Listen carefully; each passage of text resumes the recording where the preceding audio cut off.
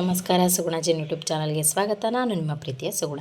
ಯಾರೆಲ್ಲ ನನ್ನ ಚಾನಲನ್ನು ಸಬ್ಸ್ಕ್ರೈಬ್ ಮಾಡ್ಕೊಂಡು ವಿಡಿಯೋ ನೋಡ್ತಿದ್ರು ಅವರೆಲ್ಲರಿಗೂ ಕೂಡ ಥ್ಯಾಂಕ್ ಯು. ಹಾಗೆಯೇ ಯಾರೆಲ್ಲ ನನ್ನ ಚಾನಲನ್ನು ಇನ್ನೂ ಸಬ್ಸ್ಕ್ರೈಬ್ ಮಾಡದೆ ವಿಡಿಯೋ ನೋಡ್ತಿದ್ರು ಪ್ಲೀಸ್ ಸಬ್ಸ್ಕ್ರೈಬ್ ಮಾಡ್ಕೊಳ್ಳಿ. ನಾನು ಮಾಡುವಂಥ ರೆಸಿಪಿಗಳು ಇಷ್ಟವಾದರೆ ಫ್ಯಾಮಿಲಿ ಫ್ರೆಂಡ್ಸ್ಗೆ ಶೇರ್ ಮಾಡಿ. ಇವತ್ತೊಂದು ನಾನು ಹೆಲ್ದಿ ಆ್ಯಂಡ್ ಟೇಸ್ಟಿಯಾಗಿರುವಂತಹ ಮಂಗಳೂರು ಶೈಲಿಯಲ್ಲಿ ಮಾಡುವಂತಹ ಬಸಳೆ ಪುಂಡಿ ರೆಸಿಪಿಯನ್ನು ಮಾಡಿ ತೋರಿಸ್ತಾ ಇದ್ದೇನೆ. ತುಂಬಾ ಟೇಸ್ಟಿಯಾಗಿರುತ್ತೆ, ಡಿಫ್ರೆಂಟ್ ಆಗಿರುತ್ತೆ. ನೀವು ಕೂಡ ಟ್ರೈ ಮಾಡಿ ಹೇಗಾಯಿತು ಅಂತ ಕಮೆಂಟ್ನಲ್ಲಿ ತಿಳಿಸಿ. ಹಾಗೆ ಬಸಳೆ ಪುಂಡಿ ರೆಸಿಪಿಗೆ ಏನೇನು ಇಂಗ್ರೀಡಿಯೆಂಟ್ಸ್ ಬೇಕು ಅಂತೇಳಿ ನೋಡ್ಕೊಂಡು ಬರೋಣ ಬನ್ನಿ. ನಾನಿಲ್ಲಿ ಒಂದು ದೊಡ್ಡ ಕಪ್ ಆಗುವಷ್ಟು ಬೆಳ್ತಿಗೆ ಅಕ್ಕಿಯನ್ನು ತೊಗೊಂಡಿದ್ದೇನೆ. ಬ್ರೌನ್ ರೈಸ್ ಅಂತ ನಾವೇನು ಹೇಳ್ತೇವೆ, ಊರಿದು ಪ್ಯೂರ್ ಇದು, ಹಾಗಾಗಿ ಅದನ್ನೇ ತೊಗೊಂಡಿದ್ದೇನೆ. ನೀವು ಯಾವುದಾದ್ರೂ ಬೆಳ್ತಿಗೆ ಅಕ್ಕಿಯನ್ನು ಯೂಸ್ ಮಾಡ್ಬೋದು. ಓವರ್ನೈಟ್ ನೆನೆ ಹಾಕಿ ಇಟ್ಕೊಳ್ಳಿ. ಹಾಗೆಯೇ ಒಂದು ದೊಡ್ಡ ಕಪ್ನಲ್ಲಿ ನಾನು ಇಷ್ಟು ಬಸಳೆ ಸೊಪ್ಪನ್ನು ತೊಗೊಂಡಿದ್ದೇನೆ. ಬಸಳೆ ಸೊಪ್ಪಿನ ಕ್ವಾಂಟಿಟಿ ಸ್ವಲ್ಪ ಜಾಸ್ತಿ ಇರಬೇಕು. ಹಾಗೆಯೇ ಒಂದು ಮುಕ್ಕಾಲು ಕಪ್ ಆಗುವಷ್ಟು ಕಾಯಿ ತುರಿ ತೊಗೊಂಡಿದ್ದೇನೆ. ಇಲ್ಲಿ ಇಷ್ಟು ಬಸಳೆ ದಂಟನ್ನು ತೊಗೊಂಡಿದ್ದೇನೆ. ದಂಟು ಬೇಡ ಅನ್ನೋರು ಸ್ಕಿಪ್ ಮಾಡ್ಬೋದು. ನಾವು ಪುಂಡಿಯನ್ನು ಹಾಕೋದ್ರಿಂದ ನೀವು ಬೇಡ ಅನ್ನೋರು ಸ್ವಲ್ಪ ಹಾಕ್ಕೊಳ್ಬೋದು ಅಥವಾ ಸ್ಕಿಪ್ ಮಾಡ್ಬೋದು. ಒಂದು ಕಪ್ ಆಗುವಷ್ಟು ನಾನು ಈರುಳ್ಳಿಯನ್ನು ಉದ್ದವಾಗಿ ಕಟ್ ಮಾಡಿ ಇಟ್ಕೊಂಡಿದ್ದೇನೆ. ಒಂದು ದೊಡ್ಡ ಸ್ಪೂನಲ್ಲಿ ಒಗ್ಗರಣೆಗೆ ಮತ್ತು ಹುರ್ಕೊಳ್ಳೋದಕ್ಕೆ ಖಾರಕ್ಕೆ ಎರಡಕ್ಕೂ ಸಹ ಸಾಸಿವೆಯನ್ನು ತೊಗೊಂಡಿದ್ದೇನೆ. 2 ದೊಡ್ಡ ಎಸಳಾಗುವಷ್ಟು ನಾನಿಲ್ಲಿ ಕರಿಬೇವನ್ನು ತೊಗೊಂಡಿದ್ದೇನೆ. 1 ಸ್ಪೂನ್ ಆಗುವಷ್ಟು ಜೀರಿಗೆ ತೊಗೊಂಡಿದ್ದೇನೆ. 1/4 ಸ್ಪೂನ್ ಆಗುವಷ್ಟು ಮೆಂತೆ, 2 ಸ್ಪೂನ್ ಆಗುವಷ್ಟು ಧನಿಯಾವನ್ನು ತೊಗೊಂಡಿದ್ದೇನೆ, ಕೊತ್ತಂಬರಿ, 1 ಚಿಟಿಕೆ ಅರಿಶಿಣವನ್ನು ತೊಗೊಂಡಿದ್ದೇನೆ. 1 ದೊಡ್ಡ ಸ್ಪೂನ್ ಆಗುವಷ್ಟು ಬೆಲ್ಲದ ಹುಡಿ, ಆರ್ಗ್ಯಾನಿಕ್ ಬೆಲ್ಲದ ಹುಡಿ ತೊಗೊಂಡಿದ್ದೇನೆ. ನೀವು ಯಾವುದಾದ್ರೂ ಯೂಸ್ ಮಾಡ್ಬೋದು ಬೆಲ್ಲವನ್ನು. ಖಾರ ತುಂಬ ತಿನ್ನೋದಿಲ್ಲ ನಾವು, ಹಾಗಾಗಿ ಮೀಡಿಯಮ್ ಸೈಜು 5 ರೆಡ್ ಚಿಲ್ಲಿಯನ್ನು ತೊಗೊಂಡಿದ್ದೇನೆ. ಒಣಮೆಣಸಿನಕಾಯನ್ನು ತೊಗೊಂಡಿದ್ದೇನೆ. ಸ್ವಲ್ಪ ಹುಣಸೆ ಹಣ್ಣನ್ನು ತೊಗೊಂಡಿದ್ದೇನೆ. ಹಾಗೆಯೇ ಎಣ್ಣೆ ತೊಗೊಂಡಿದ್ದೇನೆ, ಕೊಬ್ಬರಿ ಎಣ್ಣೆಯನ್ನು, ಉಪ್ಪು ಇಷ್ಟನ್ನು ತೊಗೊಂಡಿದ್ದೇನೆ. ಈಗ ಮೊದಲನೇದಾಗಿ ನಾವು ಬಸಳೆ ಸೊಪ್ಪನ್ನು ಬೇಯಿಸ್ಕೊಳ್ಳೋಣ. ಮೊದಲನೇದಾಗಿ ನಾನು ಒಂದು ಕುಕ್ಕರ್ ತೊಗೊಂಡಿದ್ದೇನೆ. ಬಸಳೆ ಸೊಪ್ಪೇನು ತೊಗೊಂಡಿದ್ದೆ ಎಲ್ಲವನ್ನು ಸಹ ಹಾಕ್ಕೊಳ್ತಿದ್ದೇನೆ.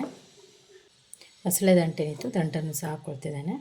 1 ಸ್ಪೂನ್ ಆಗುವಷ್ಟು ಉಪ್ಪನ್ನು ಆ್ಯಡ್ ಮಾಡ್ತಿದ್ದೇನೆ. ಹೀಗೆ ಅದಕ್ಕೆ ನೀರನ್ನು ಹಾಕಿ ಮಾಡಿ ಒಂದು ವಿಷಲ್ ಕೂಗಿಸ್ಕೊಳ್ತೇನೆ. ನೀವು ಹಾಗೆ ಕೂಡ ಬೇಯಿಸ್ಕೊಳ್ಬೋದು, ಬಟ್ ನಾನಿಲ್ಲಿ ಬೇಗ ಆಗಲಿ ಅನ್ನೋ ಕಾರಣಕ್ಕೆ ಕುಕ್ಕರ್ನಲ್ಲಿ ಬೇಯಿಸ್ಕೊಳ್ತಾ ಇದ್ದೇನೆ. ಒಂದು ಮಿಕ್ಸಿ ಜಾರ್ ತೊಗೊಂಡು ಅಕ್ಕಿಯನ್ನೇ ಹಾಕಿಟ್ಕೊಂಡಿದ್ದು ಓವರ್ನೈಟು, ಆ ಅಕ್ಕಿ ಎಲ್ಲವನ್ನು ಹಾಕ್ತಾಯಿದ್ದೇನೆ. ನಾವು ಅಕ್ಕಿ ರೊಟ್ಟಿ ಎಲ್ಲ ಮಾಡಲಿಕ್ಕೆ ಹೇಗೆ ಹಿಟ್ಟನ್ನು ಪ್ರಿಪೇರ್ ಮಾಡ್ಕೊಳ್ತೇವೆ ಅದೇ ರೀತಿಯಾಗಿ ನೈಸಾಗಿ ಗ್ರೈಂಡ್ ಮಾಡ್ಕೊಂಡು ಬರೋಣ. ಓಕೆ, ನಾನು ಈ ರೀತಿಯಾಗಿ ಹಿಟ್ಟನ್ನು ಪ್ರಿಪೇರ್ ಮಾಡ್ಕೊಂಡಿದ್ದೇನೆ. ಈಗ ನಾನು ಇದಕ್ಕೆ ಹಾಕ್ಕೊಳ್ತಿದ್ದೇನೆ.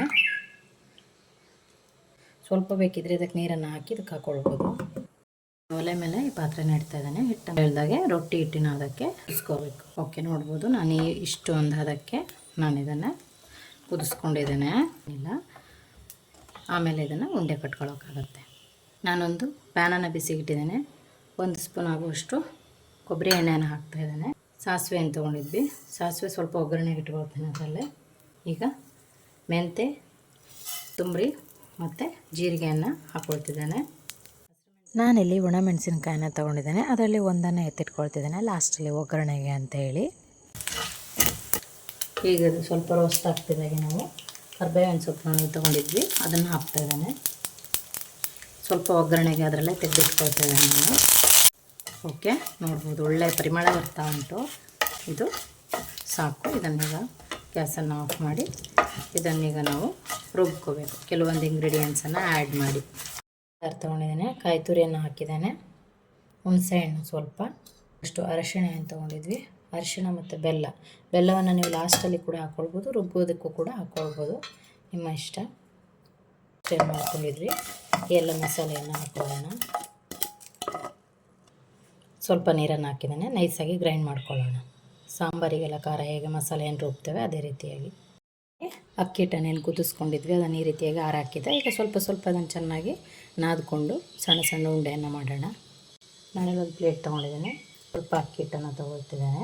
ನಾವೇನು ಕುದಿಸ್ಕೊಂಡಿದ್ವಿ ಅದನ್ನು ನೀಟಾಗಿ ನಾದ್ಕೊಳ್ಳೋಣ. ನೋಡ್ಬೋದು ನಾನು ಈ ರೀತಿಯಾಗಿ ನಾದ್ಕೊಂಡಿದ್ದೇನೆ. ಈಗ ನಾವು ನಿಮಗೆ ಬೇಕಾದ ಸೈಜ್ಗೆ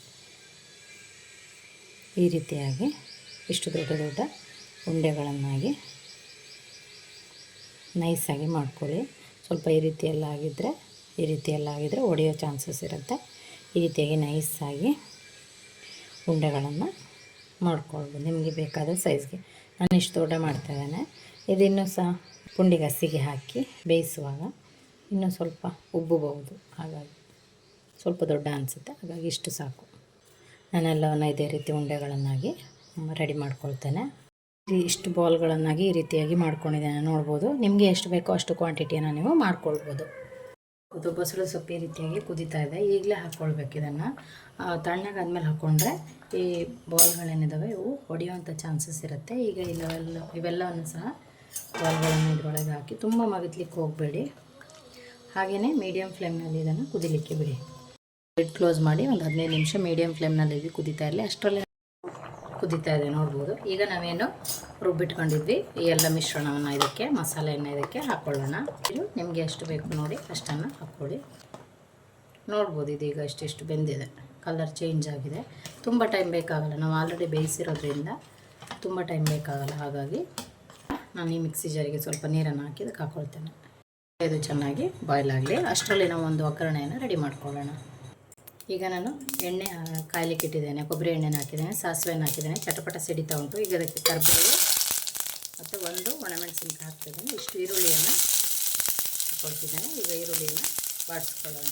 ಓಕೆ, ಈರುಳ್ಳಿ ಈಗ ಇಷ್ಟು ಬೆಂದಿದೆ ಸಾಕು. ಇದನ್ನೀಗ ನಾವು ಕುದೀತಾ ಇರುವಂತಹ ಪುಂಡಿ ಏನಿತ್ತು ಅದಕ್ಕೆ ಹಾಕೋಣ. ಈ ಮಿಶ್ರಣವನ್ನು ಹಾಕೊಂಡ್ರೆ ಆಯಿತು. ಇದನ್ನೀಗ ಒಂದು ಮಿಕ್ಸ್ ಕೊಟ್ಟರೆ ಬಸಳೆ ಪುಂಡಿ ರೆಡಿ ಆಗುತ್ತೆ. ಮಂಗಳೂರು ಸ್ಟೈಲ್ನಲ್ಲಿ ಮಾಡುವಂತಹ ಬಸಳೆ ಪುಂಡಿ ರೆಸಿಪಿ ರೆಡಿಯಾಗಿದೆ. ನೀವು ಕೂಡ ಮನೇಲಿ ಟ್ರೈ ಮಾಡಿ. ಹೇಗಾಯಿತು ಅಂತ ಕಮೆಂಟ್ನಲ್ಲಿ ತಿಳಿಸಿ. ವಿಡಿಯೋ ಇಷ್ಟ ಆದರೆ ಫ್ಯಾಮಿಲಿ ಫ್ರೆಂಡ್ಸ್ಗೆ ಶೇರ್ ಮಾಡಿ. ಇನ್ನೊಂದು ಹೊಸ ರೆಸಿಪಿಯೊಂದಿಗೆ ನಿಮ್ಮನ್ನು ಭೇಟಿ ಆಗ್ತೇನೆ. ಅಲ್ಲಿವರೆಗೂ take care, bye. Thank you.